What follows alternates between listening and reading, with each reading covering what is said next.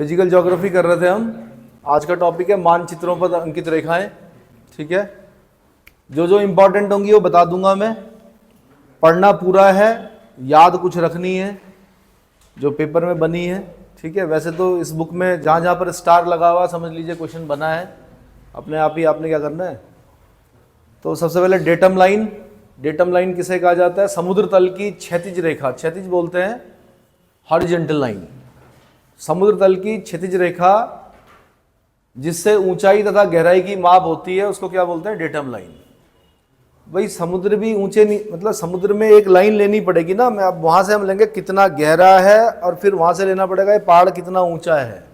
समुद्र तल की क्षितिज रेखा, समुद्र तल की क्षितिज रेखा जिससे ऊंचाई तथा गहराई की माप होती है डेटम लाइन कहलाती है। यूपीपीसीएस 91-94 में पूछा जा चुका है। सी लेवल समुद्र तल, आइसोनिफ, इन दोनों में गड़बड़ होता है। किसमें? स्पेलिंग में थोड़ा सा अंतर है लेकिन दोनों के अर्थ अलग है। आइसोनिफ में क्या होता है? बर्फ गिरने के समान क्षेत्रों को दर्शाने वाली रेखा को क्या बोलते हैं? आइसोनिफ बोलते हैं, NIF। और अगर NEPH आ गया तो मेघाच्छादन, मेघों का आच्छादित होना। आच्छादित मतलब मेघ छाते हैं, बादलों का जो छाना होता है आच्छादन। मेघाच्छादन के समान क्षेत्रों को मिलाने वाली रेखा क्या कहलाती है? आइसोनिफ कहलाती है। क्या कहलाती है? आइसोनिफ कहलाती है। आइसोनॉर्मल क्या कहलाती है? किसी संदर्भ बिंदु के क्रमिक माप का प्रदर्शन करने वाली रेखा, कुछ खास नहीं। सममान रेखा, आइसोप्लेथ, ये भी कुछ खास नहीं, पढ़ लीजिएगा लेकिन फिर भी विशेष अभिक्रिया समान रेखाओं वाले बिंदुओं को मोटे मोटे बता देता हूं मैं जो पूछे गए। आइसोथर्म पूछता है, फिर क्या पूछता है? इनको पढ़ लीजिएगा लेकिन जो पूछे जाते हैं वो बता रहा हूं मैं। थोड़ा ऊपर करना है इसे, और ऊपर करो, पीछे करो, पीछे करो। IAS में पूछा हुआ 97 में क्या है? सममान रेखा। IAS वाले आइसोप्लेथ, विशेष अभिक्रिया समान रेखाओं वाले बिंदुओं को मिलाकर खींची गई रेखा, जिस जैसे समदाब रेखाओं, समलवण और समताप रेखाओं को मूल्यों को उचित अंतराल पर खींचना। 97 में पूछ लिया, उस जमाने में बनते थे ऐसे क्वेश्चन। आइसोथर्म पता होना चाहिए आपको, समान तापमान वाले क्षेत्रों को दर्शाने वाली रेखा। आइसोपैक, ये कुछ खास नहीं। आइसोफाइट, कुछ खास नहीं। आगे आगे बढ़िए, आगे दिखाते रहो मुझे। आइसोसिस्मल से क्वेश्चन पूछता है, भूकंपीय तीव्रता की समानता वाले स्थानों को मिलाने वाली रेखा। होमोसिस्मल से पूछेगा, आइसोसिस्मल होमोसिस्मल में क्या अंतर है? भूकंप के एक ही समय में आने वाले स्थानों को मिलाने वाली रेखा, उसको बोलेंगे होमोसिस्मल। और आइसोसिस्मल हो गई भूकंपीय तीव्रता की समानता वाले स्थानों को मिलाने वाली रेखा, किस तीव्रता का भूकंप आया। ठीक है, तो समान तीव्रता वाली जो जगह होंगी उनको हम एक घेरे में क्या कर देंगे? घेर देंगे। आपने देखा होगा भूकंप को दिखाते हैं, एक हम क्या दिखाते हैं? जहां से शुरू होता है फोकस, जहां पे सबसे पहले आया एपिसेंटर, उसके बाद एक गोला खींचते हैं, वहां पे समान तीव्रता होती है। उसके बाहर से फिर एक और सर्किल खींचते हैं, तो उसके बीच वाला जो एरिया होगा वहां पर समान तीव्रता होगी। फिर धीरे धीरे क्या होती है? वो तीव्रता बाहर जाते जाते क्या होगी? फिर लास्ट में कम हो जाएगी। ठीक है, आगे। आइसो बार पता होना चाहिए आपको, समदाब रेखाएं। ठीक है, प्रेशर, समान प्रेशर, एटमॉस्फेरिक प्रेशर को दर्शाने वाली रेखा। आइसो बात पता होना चाहिए आपको, समुद्र के अंदर समान गहराई वाले स्थानों को मिलाकर खींची जाने वाली रेखा। आइसो ब्रंट पता होना चाहिए, तूफान, थंडरस्टॉर्म के एक साथ आने वाले स्थानों की सूचक रेखा। आगे आइसोगोनल, ये यहां से क्वेश्चन बनेगा, चुंबकीय झुकाव की समान स्थिति दर्शाने वाली रेखा। आइसोहेलाइन, ये इससे जल्दी से पता नहीं चलता है लेकिन खारेपन से संबंधित है। सलाइन बोलते हैं ना हम खारेपन को, तो आइसोहेलाइन समुद्री जल में खारेपन की समान मात्रा प्रदर्शित करने वाली रेखा। समुद्र का पानी हर जगह पर एक जैसा खारा नहीं होता है। क्या नहीं होता है? हर जगह पर एक जैसा खारा नहीं होता है, अलग अलग जगहों पर खारेपन की स्थिति क्या होती है? अलग अलग होती है। कहाँ पे होनी चाहिए सबसे ज्यादा खारापन? सबसे ज्यादा खारा कहाँ पे होना चाहिए? जैसे आप अटलांटिक ओशियन में नीचे से चले, अंटार्कटिका से चले और ग्रीनलैंड जा रहे हैं, आप जगह जगह पर आप कप से पानी निकाल के पी रहे हैं, सबसे ज्यादा खारा कहाँ मिलेगा आपको? बताओ तो। अंटार्कटिका से ग्रीनलैंड जा रहे हैं आप एक सीध में ऐसे करके, ये एस का आकार बना के जा रहे हैं माना, कहां पे मिलेगा सबसे खारा? जल्दी बताओ भाई, इतना तो ये तो फिर बनावटी हो जाएगा आंसर। दिमाग में पहला आंसर क्या आया? हाँ, तो ये गड़बड़ है। 0 डिग्री में जितना तापमान होता है उतनी वर्षा भी होती है, तो वहाँ पर सैलिनिटी जो होती है वो उतनी ज़्यादा नहीं होती है। सैलिनिटी होगी आपकी 20 से 40 डिग्री नॉर्थ लैटिट्यूड के बीच में। किसके बीच में? साउथ नहीं बोल रहा हूँ मैं, किसके बीच में बोल रहा हूँ? 20 से 40 डिग्री नॉर्थ लैटिट्यूड, क्योंकि ट्रॉपिक ऑफ कैंसर और साथ में लैंड वाला भाग ज़्यादा है, नीचे पानी ज़्यादा है। सदर्न हेमिस्फीयर में पानी ज़्यादा है, लैंड कम है। ऊपर वाले हेमिस्फीयर में क्या, लैंड ज़्यादा है, पानी कम है। तो इसलिए 20 से 40 डिग्री, ये यूपीएससी का क्वेश्चन रहा है कभी, ठीक है। तो वहां पे जो सैलिनिटी होगी वो क्या होगी? सबसे ज्यादा होगी पूरे अटलांटिक महासागर की। क्लियर हो गया? ऐसे आइसोहेल, फिर यहां से नहीं समझ में आता कि क्या होता होगा ये। तो इंसोलेशन बोलते हैं सूर्य तप को, सूर्य से जो ताप प्राप्त होता है उसको बोलते हैं इंसोलेशन। इंसोलेशन के समान अवधि वाले स्थानों को मिलाने वाली रेखा। फिर कंटूर लाइन, ये बड़ा इंपॉर्टेंट है, यूपीएससी पूछ सकती है। समुद्र तल से उच्चावच, एल्टीट्यूड जिसको बोलते हैं, कि समान ऊंचाई एवं आकार दर्शाने वाली रेखा। आगे दिखाओ भाई। पढ़ना पूरा है, अब मैं छांट के पढ़ा रहा हूं क्योंकि कोर्स बहुत ज़्यादा है, बाद में बोलेंगे पूरा नहीं कराया। पूरा तो हो भी नहीं सकता कभी। अगर आप सोच रहे हैं कि पूरा हो जाएगा कोर्स, तो पूरा कभी नहीं होता है। जब तक सिलेक्शन नहीं होता है तब तक ये माना जाता है कि कोर्स क्या है, अधूरा ही है ना। और अपने प्रयास भी करने पड़ते हैं। आइसोपाइकनिक,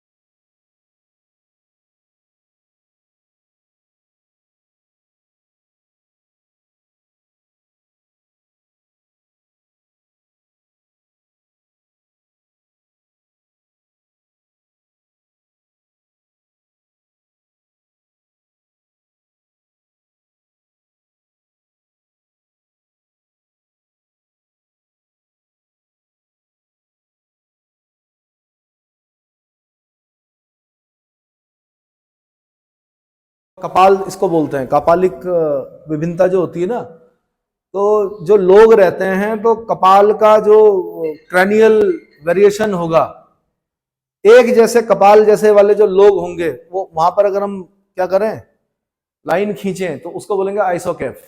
क्या बोलेंगे? आगे दिखाओ, और आगे, और आगे दिखाते रहो।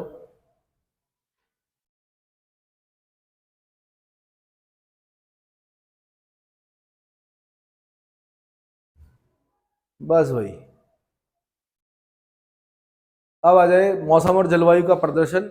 एनेरॉइड बैरोमीटर में वायु दाब मापी जाती है। जो एटमॉस्फेरिक प्रेशर होता है वो किससे मापा जाता है? बैरोमीटर से मापा जाता है।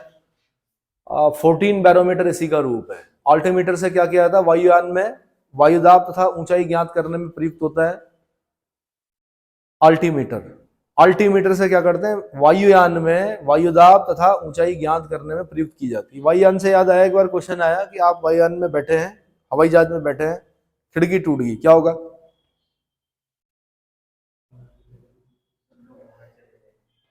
हाँ जी, क्या होगा? हवा आएगी अच्छी। हाँ, बैलेंस जो भी होगा, जितने भी लोग होंगे अंदर, सब उड़ के बाहर निकल जाएंगे। क्या होंगे? इंग्लिश मूवीज तो देखी होंगी। और अगर कोई मोटा आदमी फंस गया तो इतना प्रेशर पड़ेगा, हो सकता है टुकड़े हो जाएं, उसके टुकड़ों में निकलेगा, लेकिन निकलेगा भारी। और पहले छोटा सा होगा वो होल, और उसके बाद धीरे धीरे धीरे करके, मतलब जो जब चीजें बाहर की तरफ जाएंगी तो धीरे धीरे वो बड़ा एक पार्टी पूरा क्या हो जाएगा, उड़ जाएगा उसका। ठीक है, चलिए जी, अल्टीमीटर हो गया। आगे दिखाओ, कुछ खास खास बता रहा हूं मैं। विंड वेन वायु दिशा सूचक यंत्र है, जबकि वायु की गति, इसको हाईलाइट कर दीजिए। एनीमोमीटर में क्या करते हैं, वायु की गति मापी जाती है ना। वायु की गति मतलब विंड की स्पीड मापी जाती है एनीमोमीटर से, जिसे बिफोर्ड स्केल पर दर्शाया जाता है। रेन गेज वर्षा मापी यंत्र है, वर्षा मापी जाती है। क्लाइमेटोग्राफ एक चार्ट है जिसमें किसी, आगे दिखाओ यार, मुझे बोलना ना पड़े बार बार, आगे दिखाओ। किसी स्थान के औसत मासिक तापमान में विभिन्नता का एक वृत्तात्मक चित्र में प्रयोग किया जाता है। आगे बढ़ो, कुछ खास नहीं, आगे दिखाओ।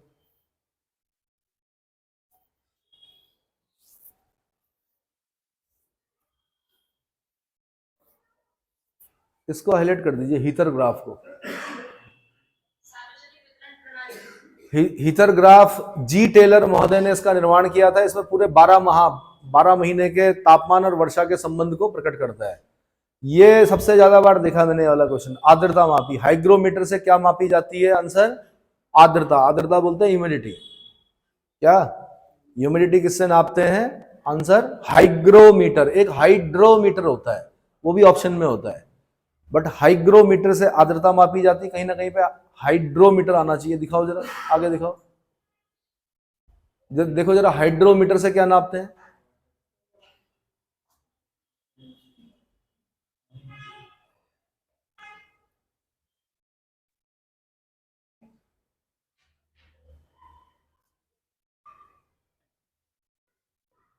ऊपर दिखाओ। कभी पूछता था ऐसे क्वेश्चन, बांग्लादेश की क्या है? टका है ना। एक बार भूटान की पूछी तो न्यूलस्ट्रम। भूटान की क्या होती है? मुद्रा जो होती है न्यूलस्ट्रम। वैसे निगलट्रम बोलते थे हम लोग, ये इसने न्यूलस्ट्रम लिखा है, न्यूलस्ट्रम। भूटान की पूछी गई एक बार संसद पूछी गई, तो भूटान की संसद जो है उसको क्या बोलते हैं? थिम। भूटान की संसद, भूटान की पार्लियामेंट को देखना क्या बोलते हैं? जैसे अफगानिस्तान की पार्लियामेंट जो है शोरा है, कहीं की रिक्स डैग होगी, कहीं की क्या होगी? मजलिस होगी, कहीं की क्या होगी?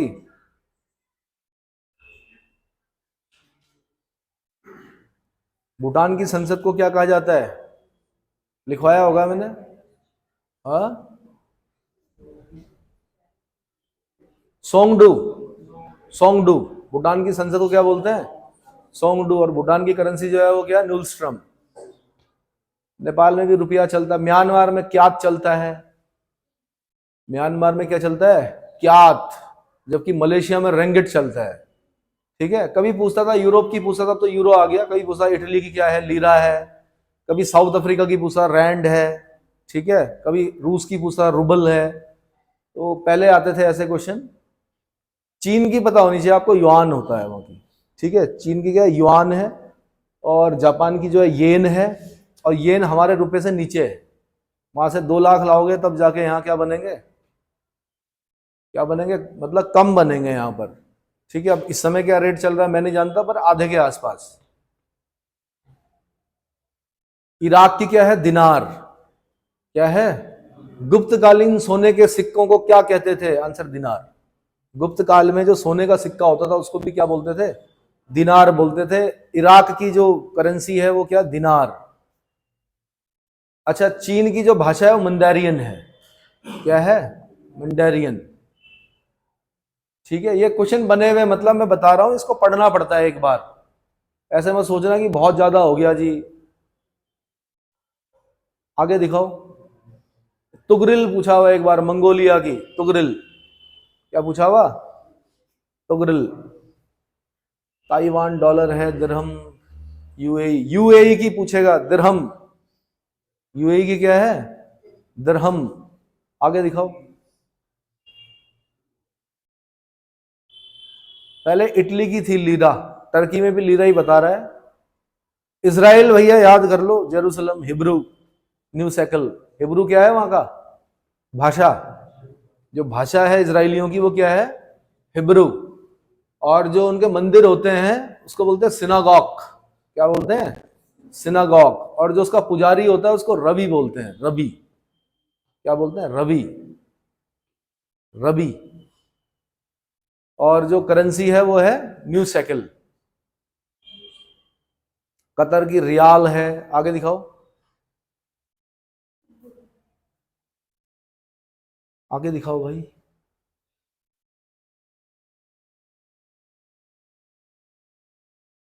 तो ये मेरे ख्याल से पढ़ ही लोगे आप लोग कि बताने हैं ये भी।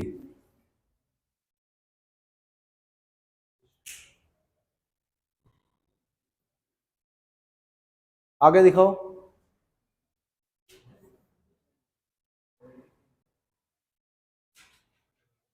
ये सारी राजधानी, भाषा, मुद्रा वगैरह सब बता रखा उसने। उत्तरी अमेरिका की बता रखी है ना। ये देखो, नामीबिया में भी रैंड चल रहा है, साउथ अफ्रीका में भी रैंड चलता है। कभी पूछा उसने रूस में डबल हेडेड ईगल, इस तरह क्वेश्चन पहले पूछे जाते हैं। डबल हेडेड ईगल बना होता था उसमें, जो उनका रूबल होता था ना, रूबल। आगे दिखाओ भाई। ये कर ही लोगे मेरे ख्याल से। दिखाओ और। ये पूरा याद करना है। आप याद क्या करना, पढ़ना है आपने, हल्का हल्का ध्यान रखना है। किस्मत खराब होती कब आते हैं ऐसे क्वेश्चन इनके बीच में से। भाग्यम फलति सर्वथा न विद्या न च पौरुषम। भाग्य ही काम आता है। पता लगा किसी बच्चे ने एक पढ़ा खाली वही आया, एक ने सारे रट दिए एक छोड़ दिया वो नहीं आया। भाग्य ही काम आता है, न विद्या न पौरुष, दोनों काम नहीं आते। तो 1% होता है, लेकिन भाग्य का रोल कितना होता है? 1%। 99% परस्पिरेशन, 1% लक। लेकिन वो 1% बड़ा भारी पड़ता है कई बार। हाँ जी, स्लोवेनिया, लुब्जाना, जुबलिजाना। तो ये क्या दिखा रहे हो आप? विगत 2 दशकों में अस्तित्व में आए नए, ये नए देश हैं। Slovenia, Croatia 1991, Bosnia Herzegovina, Serbia, Montenegro, Macedonia, Kosovo ये नया बना था 2008 में। यहाँ से क्वेश्चन बना हुआ है कोसोवो से। और दिखाओ, प्रिस्टिना कैपिटल, इसकी कैपिटल पूछी थी कोसोवो की, सॉरी हाँ कोसोवो 2008 में। अब ये क्या, नव सृजित राज्य। दक्षिण अफ्रीका स्वतंत्र हुआ, यमन उत्तरी और दक्षिणी यमन के विलय से 22। जर्मनी एकीकरण हुआ कब? 1990 में। 3 अक्टूबर 1990 को जर्मनी का एकीकरण हो गया। मार्शल आइलैंड अमेरिका के नियंत्रण में था। माइक्रोनेशिया, स्लोवाकिया, चेक रिपब्लिक। ये बच्चों वाले काम हैं, ये मेरे ख्याल से मुझे लगता है आपको खुद ही पढ़ना चाहिए। ठीक है,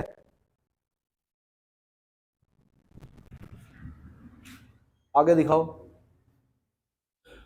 आगे दिखाओ भाई। ये खुद पढ़ने वाली चीजें हैं। इधर नीचे नीचे करो, फिलिस्तीन पे आओ। नीचे नीचे नीचे नीचे नीचे, फिलिस्तीन। इसे संयुक्त राष्ट्र महासभा ने में पर्यवेक्षक का दर्जा प्रदान किया गया। 110 से अधिक देशों ने इसे कूटनीतिक मान्यता प्रदान की है। आजकल चल रहा है ना फिलिस्तीन और क्या, हमास और इजराइल। आगे बढ़ो।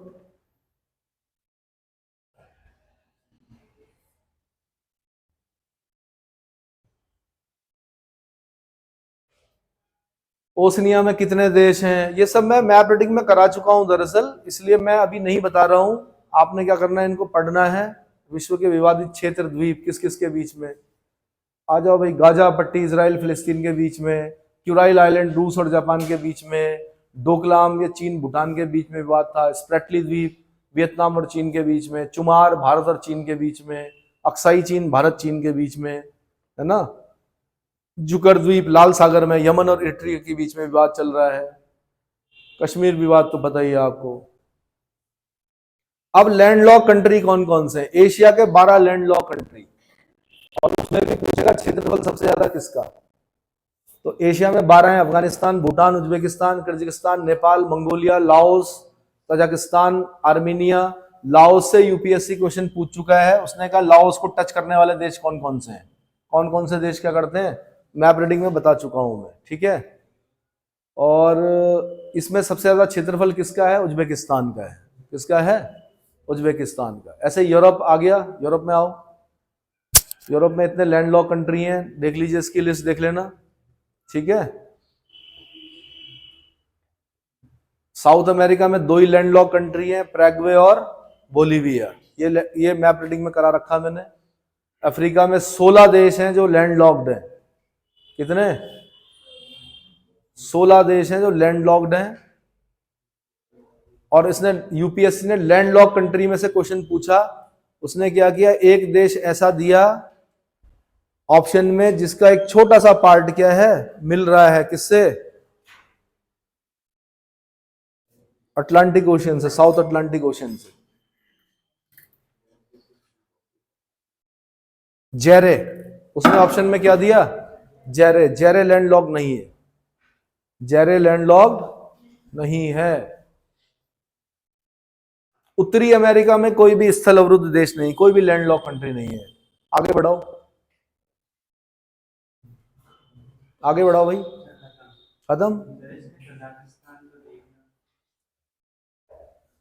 बंद कर दिया आपने, बंद कर दो।